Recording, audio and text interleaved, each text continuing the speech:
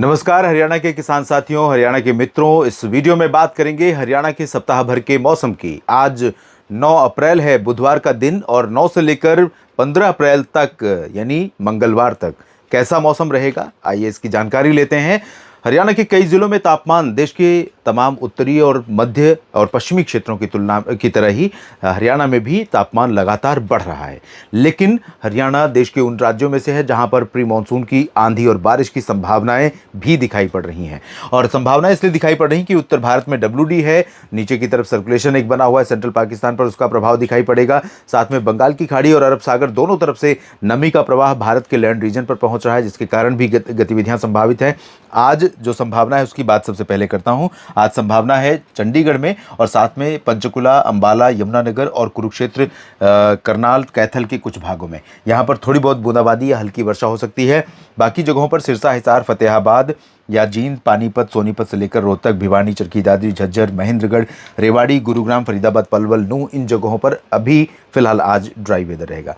कल की संभावना की बात करें तो कल कुछ दक्षिणी भागों में हिसार से लेकर फरीदाबाद और दिल्ली तक इन जगहों पर संभावनाएं बन सकती हैं, और उत्तरी क्षेत्रों में कुछ जगहों पर प्री मानसून की आंधी और बारिश की संभावना रहेगी। कल यानी 10 अप्रैल को। 11 अप्रैल से 11, 12 और 13 अप्रैल 3 दिनों में 13 अप्रैल को ऐसे ज़्यादा चांसेस नहीं है, लेकिन 11 और 12 अप्रैल को राज्य के अधिकांश जिलों में, चाहे वो मध्य के हों या उत्तर के, पश्चिम को हों, पूरब के या दक्षिण के, अधिकांश जिलों में हरियाणा में प्री मानसून की गतिविधियां देखने को मिल सकती हैं।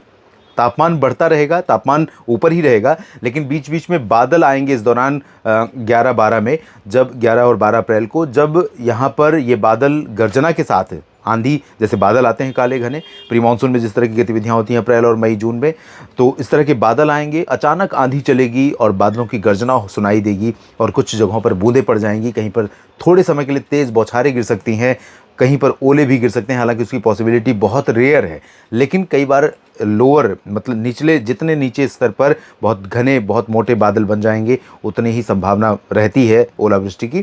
तो इस दौरान रहता है थोड़ा सा चांस, लेकिन ओलावृष्टि की बहुत संभावना तो नहीं है, लेकिन बारिश की संभावना है। तो 11 और 12 में कई जगहों पर प्री मानसून की वर्षा कहीं न कहीं किसानी के लिए, खेती के लिए चुनौती का कारण बन सकती है। हालांकि जहाँ तक मेरी जानकारी है, हरियाणा के ज़्यादातर ज़िलों में कटाई और मड़ाई का काम पूरा हो चुका है। कमेंट बॉक्स में लिखिएगा आपके क्षेत्र में किस तरह का कटाई और मड़ाई की प्रगति है, और अगर हो चुका है तो अनाज अगर खुले में है तो उसको सुरक्षित जगहों पर पहुंचाइए।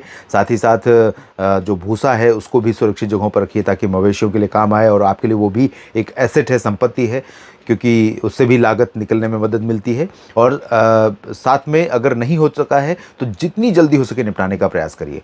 मंडियों में भी खुले में अनाज रखने से बचें। भले ही आपने बेच दिया है, लेकिन मंडी वालों से बात करिए कि भाई बारिश होने वाली है, इसको सुरक्षित कर लीजिए वरना नुकसान हो सकता है।